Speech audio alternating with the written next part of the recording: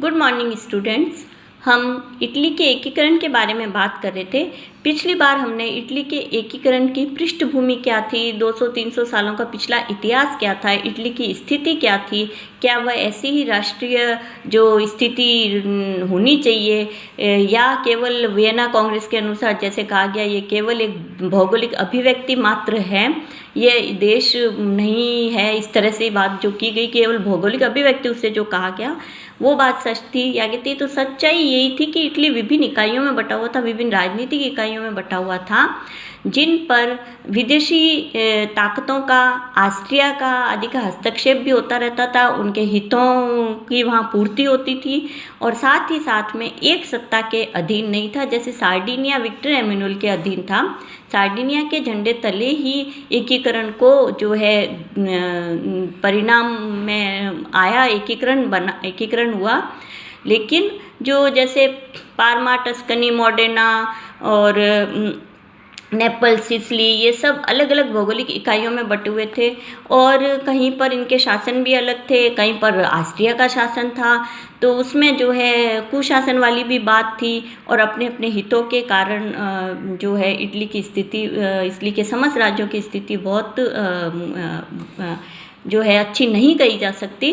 तो उसमें जो है बहुत ज़रूरी था कि यदि इसे एक राष्ट्र बनाना है तो इन समस्त भौगोलिक इकाइयों का, इन समस्त राज्यों का, ये जो राजनीतिक इकाइयाँ हैं इनका एकीकरण करना बहुत ज़रूरी है। तो इसमें हमने बात की कि विभिन्न प्रकार की संस्थाएं भी थीं, संगठन थे, नेता थे, क्रांतिकारी थे, जिन्होंने इटली के एकीकरण के लिए बहुत अधिक मनोरथ किए। अब इसमें देखिए, हमने पहले बात करी कार्बोनरी संस्था है, कैबूर है जो प्रधानमंत्री बना बाद में, और मैजिनी की यंग इटली है, गैरीबाल्डी के लाल कुर्ती दल है। तो इन समस्त संगठनों ने और क्रांतिकारियों ने इटली के एकीकरण के जो भी विरुद्ध था उसके विरुद्ध इन्होंने विद्रोह किए और इटली के एकीकरण को संभव बनाने की पूरी कोशिश की और इटली का एकीकरण हुआ। तो अब हमने जो बात की थी पिछली बार वो थी प्लेम्बियर समझौता। प्लेम्बियर समझौता कैबूर यानी कि इटली, सार्डिनिया, तो उसके और फ्रांस के साथ में, फ्रांस का जो शासक था वो था नेपोलियन तृतीय, दोनों के बीच में प्लेम्बियर समझौता हुआ, जिसके अनुसार यदि सार्डिनिया का युद्ध ऑस्ट्रिया से होता है तो फ्रांस जो है इटली की मदद करेगा, यानी कि सार्डिनिया की मदद करेगा। और ऐसे में जो है सेवाय और नीस के प्रदेश जो है नेपोलियन तृतीय को यानी कि फ्रांस को इटली देगा, यानी कि सार्डिनिया देगा। यह जो समझौता हुआ, इस समझौते के बाद में कैबूर जो प्रधानमंत्री था सार्डिनिया का, विक्टर एमेनुएल ने उसे प्रधानमंत्री, कैबूर का एकमात्र उद्देश्य किसी भी तरह से इटली के एकीकरण करने का था। उसे जब मैं इसे एक भौगोलिक अभिव्यक्ति मात्र नहीं रहने दूंगा, मैं इसमें विभिन्न प्रयासों के साथ मैं इसे एक राष्ट्र बना के, एक एकीकरण करके एक पूरा राष्ट्र बना के ही इसका मैं लूँगा, मतलब दम लूँगा। तो ऐसे में जो है अब जब समझौता हो गया, प्लेम्बियर समझौता हो गया, तो ऑस्ट्रिया को आक्रमणकारी बनाने के लिए उसने कुछ जो है अवज्ञा करी। उसने जैसे निशस्त्रीकरण प्रारंभ कर दिया सार्डिनिया ने, और जब निशस्त्रीकरण प्रारंभ कर दिया तो ऑस्ट्रिया ने इटली को कहा कि वह अपना निशस्त्रीकरण बंद करे और अगर बंद नहीं करेगा तो उसे युद्ध भुगतना पड़ेगा। तो यह अल्टीमेटम ऑस्ट्रिया ने सार्डिनिया को दिया। जब ऑस्ट्रिया ने यह अल्टीमेटम सार्डिनिया, तो कैबूर यही चाहता था कि वह आक्रमणकारी ना लगे। कौन लगे? ऑस्ट्रिया आक्रमण की आक्रांता कौन था? ऑस्ट्रिया था, जिसने इटली पर, सार्डिनिया पर हमला किया। तो उसने, कैबूर ने ऑस्ट्रिया का अल्टीमेटम ठुकरा दिया। इसमें इंग्लैंड वगैरह की बात रही कि वो कहने लगे कि जैसे ये निशस्त्रीकरण होना चाहिए था या रुकना चाहिए था, ऐसा थोड़ा बहुत हस्तक्षेप विदेशी का हुआ, लेकिन कोई विशेष नहीं थी ऐसी बात। तो ऑस्ट्रिया ने सार्डिनिया पर हमला कर दिया। जब ऑस्ट्रिया ने सार्डिनिया पर हमला कर दिया तो कैबूर की जो ये इच्छा थी कि ऑस्ट्रिया ही आक्रांता लगना चाहिए, तो वैसा ही हुआ। अंतर्राष्ट्रीय जनमत के सामने ऑस्ट्रिया ही हमलावर माना गया। नेपोलियन तृतीय ने भी, क्योंकि इनके बीच में समझौता, प्लेम्बियर समझौता हुआ था, तो नेपोलियन तृतीय ने भी ऑस्ट्रिया के विरुद्ध, इटली की सहायता के लिए ऑस्ट्रिया के विरुद्ध आक्रमण घोषित कर दिया और युद्ध में स्वयं भी शामिल हो गया। कुछ समय पश्चात फ्रांस को जो है युद्ध के दौरान ही यह महसूस हुआ नेपोलियन तृतीय को कि मैं लंबे समय तक ऑस्ट्रिया के साथ में युद्ध मुझे नहीं करना चाहिए और मेरी जो सीमा है उस पर एक बहुत शक्तिशाली राष्ट्र स्थापित हो जाएगा। इस तरह से उसके कुछ विचार हैं नेपोलियन तृतीय के, जिसके अनुसार उसने चलते युद्ध में ही कुछ ही समय में विला फ्रैंका की संधि ऑस्ट्रिया के साथ में कर ली। जब विला फ्रैंका की संधि ऑस्ट्रिया के साथ में कर ली तो ये बात कैबूर को अच्छी नहीं लगी, लेकिन कैबूर को ये घूंट पीना पड़ा। विला फ्रैंका नामक स्थान पर जुलाई 1859 में यह संधि की गई, जो किसके बीच में हुई, मैं पुनः आपको दोहरा रही हूँ, फ्रांस और ऑस्ट्रिया के बीच में। फ्रांस को लोम्बार्डी का प्रदेश जो है मिल गया इससे। ऑस्ट्रिया ने लोम्बार्डी में उसका हस्तक्षेप था, लोम्बार्डी का जो प्रदेश उसने, इटली का जो प्रदेश पर उसका जो अधिकार था, ऑस्ट्रिया ने यह लोम्बार्डी का प्रदेश फ्रांस को दे दिया इस विला फ्रैंका संधि के अनुसार। लोम्बार्डी का प्रदेश फ्रांस ने कैबूर को दे दिया, कैबूर को दे दिया मतलब सार्डिनिया को दे दिया। तो ऐसे में सार्डिनिया के एक उपलब्धि सार्डिनिया को अवश्य हो गई कि उसे लोम्बार्डी का प्रदेश मिल गया जो उसके अधिकार में नहीं था।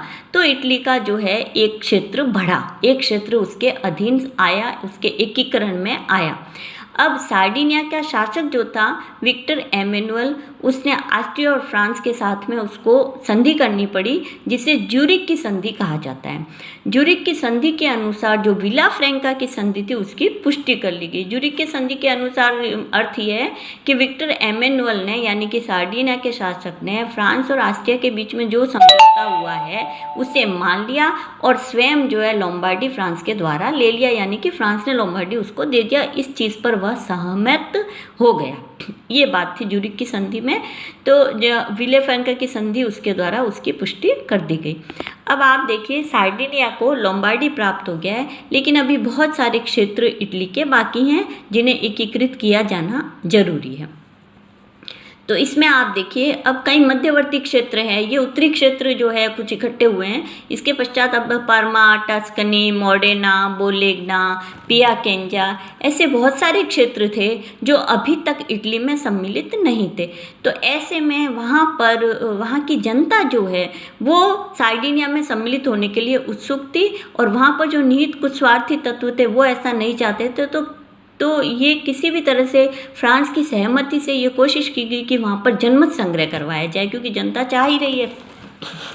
जनमत संग्रह के द्वारा भारी बहुमतों से ये जनमत संग्रह हुआ 1860 में, और भारी बहुमतों से सार्डिनिया पिडमोंट के साथ में वहाँ की जनता ने, यानी कि पार्मा, टस्कनी, मोडेना, बोलेग्ना, पियाकेंजा, वहाँ की जनता ने इटली में सम्मिलित होना, यानी कि सार्डिनिया पिडमोंट में सम्मिलित होना स्वीकार कर लिया। और बड़ी जल्दी से कैबूर ने उनको इन क्षेत्रों में, यानी सार्डिनिया पिडमोंट के साथ में मिला भी लिया। इससे इटली का एकीकरण का दूसरा स्टेप भी पूरा हुआ, अगला स्टेप भी धीरे धीरे पास में आने लगा। ऐसे में आप देखिए कैबूर ने इसके बदले में, क्योंकि फ्रांस की सहमति से ये सब कुछ हुआ था, फ्रांस ने इसमें काफ़ी मदद की इस चीज़ के लिए, तो ऐसे में सेवा और नीस के प्रदेश फ्रांस को देने पड़े। कैबूर को सेवा और नीस के प्रदेश फ्रांस को देने पड़े। प्लेम्बे समझौते में ये बात थी कि जब आप मदद करोगे तो इस तरह से दिए जाएंगे। हालांकि वो सेवाएं नीस के प्रदेश देना नहीं चाहता था, गैरीबाल्डी भी इस बात के खिलाफ था, लेकिन कैबूर ने कहा कि मुझे बड़े उद्देश्य की प्राप्ति के लिए ये छोटे जो हैं ये कोई ना कोई घूंट मुझे पीना ही पड़ेगा। अब सार्डिनिया पर, अब जो सार्डिनिया का राज्य आप देखिए इतना विशाल हो गया, जिसमें Sardinia, Piedmont, Lombardy, Parma, Tuscany, Modena, Bologna, Piacenza, ये विशाल क्षेत्र बन गया। सार्डिनिया का क्षेत्र और विशाल हो गया। अब आप देखिए अब जो दक्षिणी इटली के जो क्षेत्र हैं, जैसे वेनेशिया, रोम, नेपल्स, अब नेपल्स, सिसिली, दक्षिणी इटली के क्षेत्र ये रह गए। तो बहुत सारे जो है अभी तो आधा इटली ऐसे कहा जाता था कि आधा इटली अभी भी बाकी था। तो आप देखिए उस तरफ जब हम जर्मनी की एक थोड़ी सी बात करेंगे कि जर्मनी में बिस्मार्क जो है वो भी एकीकरण के प्रयास कर रहा है, जर्मनी के एकीकरण के। तो जर्मनी और इटली के बीच में एक समझौता हो गया, यानी कि बिस्मार्क और कैबूर या विक्टर एमेनुअल आप समझिए, तो उनके बीच में एक समझौता हो गया। सार्डिनिया के शासक विक्टर एमेनुअल, प्रधानमंत्री कैबूर, और ये जो है जो है बिस्मार्क जर्मनी का, तो उनके चांसलर, तो उनके बीच में समझौता हो गया कि आप जो है मैं आपको जो है, अगर आपका युद्ध होता है ऑस्ट्रिया से या किसी भी अन्य से भी, तो कुछ उसमें नाम है, तो मैं आप जो है इटली आपकी सहायता करेगी और बदले में वेनेशिया जो है हमारे क्षेत्र में आएगा। तो आप देखो कि ये प्राग का समझौता हो, और प्राग के समझौते के परिणाम स्वरूप कुछ ऐसे परिणाम निकले कि वेनेशिया का प्रदेश जो है वो ऑस्ट्रिया से बिस्मार्क ने, जर्मनी ने यानी कि इटली को दिलवा दिया। तो प्राग की संधि के द्वारा वेनेशिया का प्रदेश सार्डिनिया को प्राप्त हो गया। तो सार्डिनिया का क्षेत्र और बढ़ गया। आप देखिए एक एक स्टेट, कुछ स्टेट जनमत संग्रह द्वारा, युद्ध के द्वारा, जनता के विद्रोह के द्वारा, क्रांतिकारियों के सहयोग के द्वारा जो है सार्डिनिया में सम्मिलित होते जा रहे हैं और इटली का एकीकरण अपने अंतिम उद्देश्य की तरफ पहुंच रहा है। ये दिख रहा है हमको। तो इसके बाद में आप देखिए कि अब जो है जैसे जो नेपल्स और सिसिली, तो इसमें आप गैरिबाल्डी, मैजिनी, क्रिस्मी, इन सबके सहयोग से इन क्षेत्रों में विद्रोह प्रारंभ हो गए, नेपल्स में, सिसिली में। तो गैरिबाल्डी ने अपनी जो उसका एक दल था, लाल कुर्ती दल, वो उन्होंने वहाँ पर अधिकार कर लिया, नेपल्स पर, पैनोरामा पर। तो इससे, और कैबूर जो है सार्डिनिया से ही गुप्त रूप से गैरिबाल्डी के दल को सहायता देता रहा और वहाँ के विद्रोह को भड़काता रहा। तो वहाँ जो है जो स्थानीय जो सत्ता थी उसे सरेंडर करना पड़ा, और कैबूर के गुप्त सहायता से और गैरिबाल्डी के लाल कुर्ती दल से, गैरिबाल्डी के स्वयं के प्रयासों से पैनोरमा और नेपल्स पर भी अधिकार हो गया। और इसी प्रकार आगे जो विद्रोह वगैरह किए गए लाल कुर्तियों से, सिसिली भी जो है उनमें सम्मिलित कर लिया गया। तो आप देखिए सार्डिनिया में नेपल्स, पैनोरमा ये भी सम्मिलित हो गए। अब आप देखिए, अब बचा रोम। तो विक्टर एमेनुअल ने 1870 में रोम पर सैनिक अभियान किया और रोम पर अधिकार कर लिया। इस समय जो है कैबूर अब नहीं है। कैबूर, इटली के एकीकरण देखने के लिए कैबूर जीवित नहीं रहा। ये बड़ी वो थी, लेकिन मतलब कष्ट के दायक थी इटली के लिए बात कि जिसने इतना प्रयास किया वो नहीं देख पाया। तो अभी जो है जब रोम पर अधिकार किया गया तो कॉडोर्नन पर जो सेनापति बना रोम पर अभियान के लिए, वो कॉडोर्न था, उसके प्रयत्नों से रोम पर अधिकार हो गया। जनमत संग्रह भी हुआ और जनमत संग्रह से रोम भी इटली में सम्मिलित कर लिया गया, क्योंकि जनमत इटली में सम्मिलित होना चाहता था।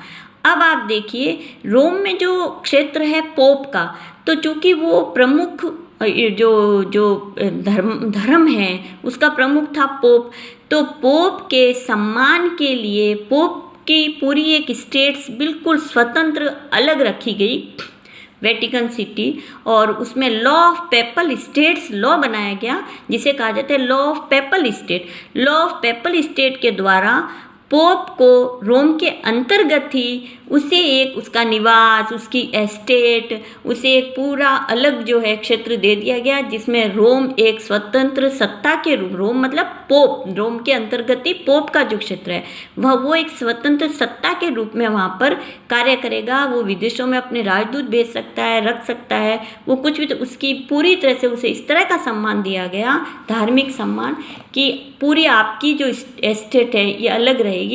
ये इटली में है, लेकिन इटली के शासन इसमें हस्तक्षेप नहीं करेगा। Thank you.